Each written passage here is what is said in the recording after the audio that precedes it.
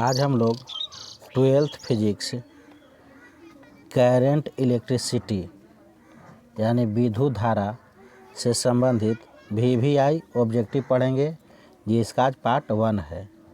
अब देखिए, पहला प्रश्न जो है 2022 में पूछा गया है, धारा घनत्व के लिए कौन सही है। अब ध्यान दिए, धारा घनत्व के लिए कौन सही है। अब देखिए, मानते हैं कि A क्षेत्रफल से I धारा प्रवाहित हो रहा है, इसलिए एकांक क्षेत्रफल से कितना धारा प्रवाहित होगा, I/A। एकांक अनुप्रस्थ काट के क्षेत्रफल वाले तार से प्रवाहित धारा को धारा घनत्व कहा जाता है। धारा घनत्व को J से सूचित किया जाता है, तो J बराबर क्या हो गया, I/A, यानी I/A। तो धारा घनत्व के लिए निम्नलिखित में कौन सही हो जाएगा, आंसर हो जाएगा A का B, I/A, जहाँ I धारा हो गया, विद्युत धारा हो गया, और A अनुप्रस्थ काट का क्षेत्रफल है और J धारा घनत्व है। अब देखिए, अगला प्रश्न जो है, गतिशीलता के लिए कौन सही है। गतिशीलता को म्यू से लिखा जाता है। तो देखिए, गतिशीलता को म्यू से सूचित किया गया, तो म्यू बराबर होता है VD/E। तो 2 का आंसर क्या हो जाएगा, A हो जाएगा, जहाँ VD अनुगमन वेग है, E विद्युतीय क्षेत्र की तीव्रता है, म्यू इसमें कुछ है गतिशीलता। अब देखिए, तीसरा प्रश्न जो है, नीला रंग के लिए कार्बन प्रतिरोध का कलर कोड होता है। अब देखिए, इसके लिए ट्रिक है, काला, मानिए कोई काला लड़का है, उसका वैल्यू क्या होगा, 0, यानी काला का कोड क्या होगा, 0। अब देखिए, काला लड़का है इसलिए उसका वैल्यू 0 हो गया, तो 0 लिखा गया। उसके बाद उसने केस को क्या किया, भूरा किया, तो भूरा का कोड क्या होगा, 1 हो जाएगा। उसका नाम फिर देखेंगे, अब नाम उसका क्या है, तो रोय नाम है, ROY। R से हो गया रेड, रेड का कोड हो गया, यानी लाल का कोड हो गया 2। O से ऑरेंज, ऑरेंज का कोड हो गया 3।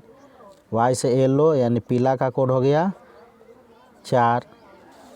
अब देखिए, इसके बाद ग्रेट लग लेना था, ग्रीन का कोड हो गया 5। फिर कहाँ गया, ब्रिटेन गया, ब्रिटेन से ब्लू हो गया, ब्लू मतलब नीला, नीला का कोड क्या हो जाएगा, 6 हो जाएगा। तो ध्यान दीजिएगा, नीला का कोड पूछ रहा है, तो नीला का कोड क्या होगा, 6 हो जाएगा। तो 3 का आंसर क्या हो जाएगा, 3 का आंसर हो जाएगा D, नीला का कोड 6 हो गया।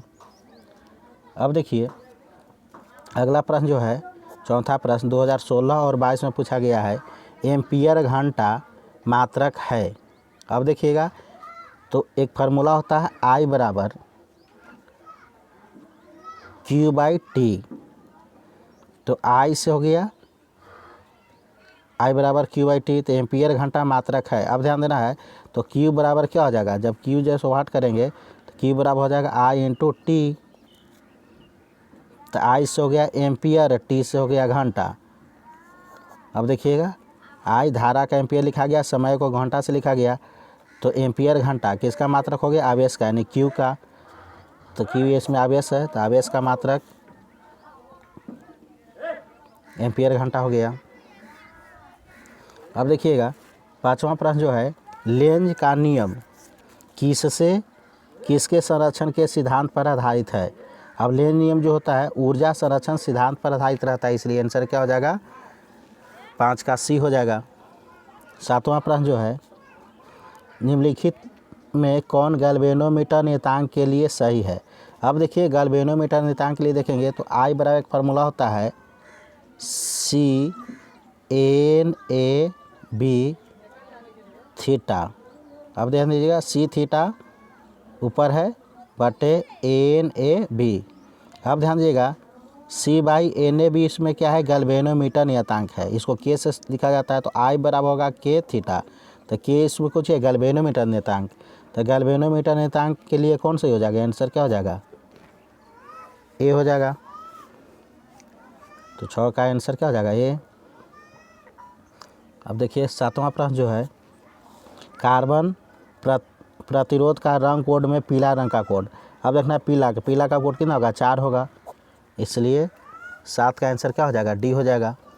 आठवां प्रश्न, कार्बन प्रतिरोध का कलर कोड में लाल रंग। अब देखिए लाल देखना है तो लाल का कोड क्या होगा 2 होगा, रेड का कोड क्या होगा 2, इसलिए आंसर सी हो जाएगा 8 का सी। 9वां प्रश्न देखिए, अब कह रहा है कि स्टेप अप ट्रांसफार्मर के लिए प्राइमरी और सेकेंडरी कॉइल पर क्रमशः, यानी प्राइमरी कॉइल पर लपेटों की संख्या N1 है, सेकेंडरी कॉइल पर N2 है। अब देखिए स्टेप अप यानी ऊंचाई, तो स्टेप अप के लिए सेकेंडरी कॉइल पर लपेटों की संख्या ज़्यादा होना चाहिए, तो देखिए आंसर क्या हो जाएगा इसका बी हो जाएगा। 9 का बी, सेकेंडरी कॉइल पर लपेटों की संख्या ज़्यादा है, प्राइमरी कॉइल पर कम है, इसलिए स्टेप अप के लिए सेकेंडरी कॉइल पर ज़्यादा रहना चाहिए, इसलिए आंसर हो जाएगा बी हो जाएगा। अब देखिए 10वां प्रश्न है, ट्रांसफार्मर एक युक्ति है। अब ध्यान दीजिएगा ट्रांसफार्मर के द्वारा क्या किया जाता है कि AC वोल्टता को बढ़ाया या घटाया जाता है, तो AC वोल्टता को बढ़ाने या घटाने में इसका यूज किया जाता है ट्रांसफार्मर को, इसलिए आंसर क्या हो जाएगा डी हो जाएगा 10 का। यानी ट्रांसफार्मर के द्वारा AC वोल्टता को घटाया बढ़ाया जाता है, तो AC वोल्टता को घटाने या बढ़ाने में आंसर क्या हो जाएगा 10 का डी। फिर है अगला प्रश्न जो है, अपचाई ट्रांसफार्मर के लिए कौन सी राशि घटती है। अब देखिए अपचाई है यानी स्टेप डाउन।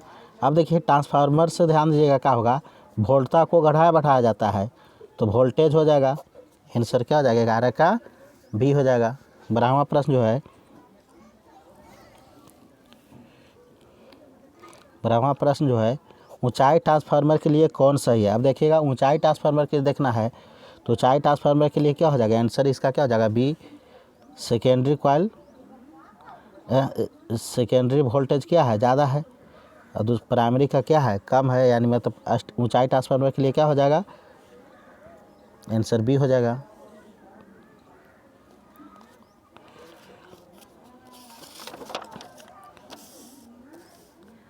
अब देखिए 13वां प्रश्न है, वोल्टामीटर से मापा जाता है।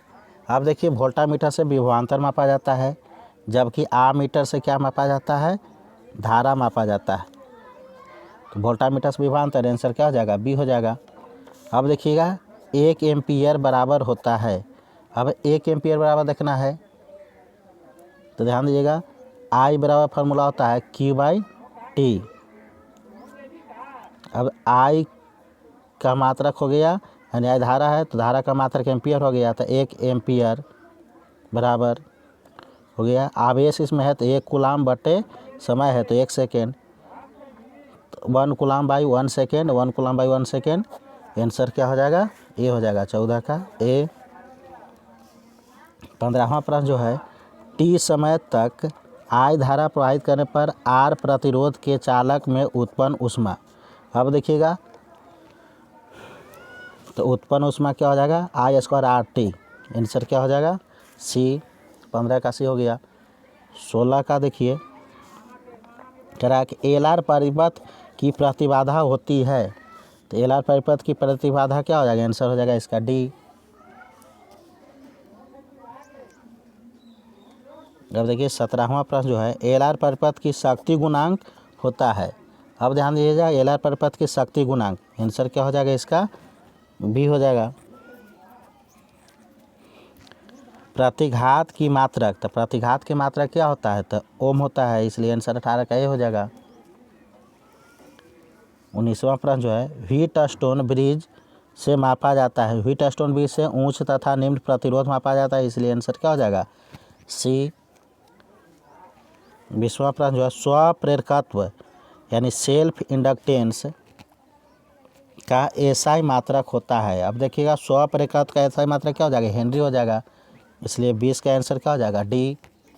21वां प्रश्न जो है, जब 1 एम्पियर जब किसी एमीटर को, अब ध्यान दीजिएगा जब किसी एमीटर को शंट किया जाता है। अब देखिएगा एमीटर को शंट किया जाता है तो इसकी माप सीमा, अब ध्यान दीजिएगा एमीटर में शंट लगाकर माप सीमा को क्या किया जाता है बढ़ाया जाता है, इसकी माप सीमा क्या हो जाएगी बढ़ती है, आंसर हो जाएगा 21 का ए। यानी शंट में ध्यान दीजिएगा एमीटर में शंट लगाने पर उसकी माप सीमा क्या होता है बढ़ जाती है, तो आंसर क्या हो जाएगा ए हो जाएगा। 22वां प्रश्न जो है, विद्युत परिपथ के किसी बिंदु पर सभी धाराओं का बीजीय योग अब ध्यान दीजिएगा, सभी धाराओं का बीजों क्या, तब देखिए किरचॉफ के प्रथम नियम से सभी धाराओं का बीजों क्या होता है, शून्य होता है। तो आंसर 22 का आंसर क्या हो जाएगा, ए हो जाएगा। अब 23वां प्रश्न जो है, विद्युत वाहक बल की विमा। अब देखिए विद्युत वाहक बल की विमा, तो एक फार्मूला होता है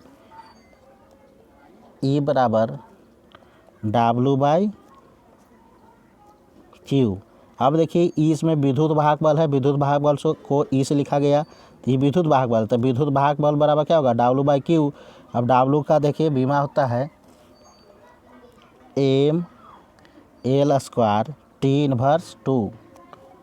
अब देखिए आवेश का विमा हो गया AT, इसको हल करेंगे तो